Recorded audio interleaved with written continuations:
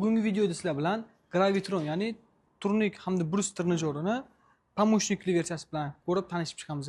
Bu silovoy trenajyorimiz ramalari po'latdan ishlangan bo'ladi. Bu trenajyor asosan sport zallarda yoki crossfit zonalarda, MMA zallarda qo'yilgan bo'ladi.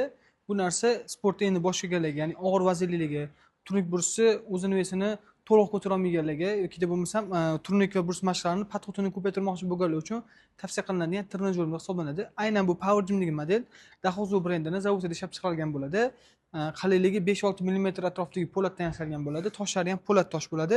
Maksimal vesini 100 kilogacha to'g'irlab ishlatsangiz bo'ladi. Asosan bu qanaqa ishlatiladi?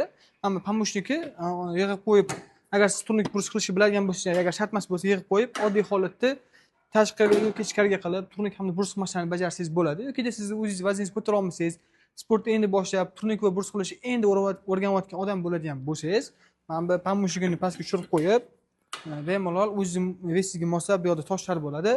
Toshini misol uchun 80 kilogramm bo'ladigan bo'lsangiz, yarmiga misol uchun 40 kilogramm yoki 50 kilogrammga qo'yib, kuchingizga qarab moslab foydalanib ishlatsangiz bo'ladi. Birinchi qismiga turib olinadi, ustiga o'tirib olib, bemalol brus mashqini bajarsangiz bo'ladi. O'zingizni kuchingizni, misol uchun, ya'ni vesingizni yarmidan oshig'ini ko'tarib beradi. Misol uchun 10 ta qiladigan bo'lsangiz, 15 ta, 20 ta qilsangiz bo'ladi. Bundan tashqari turniki ham xuddi shunaqa ko'rinishi bo'ladi. Keng yoki qisqa formada bemalol turnik brus mashqlarini bajarib, foydalanib ishlatsanglar bo'ladi.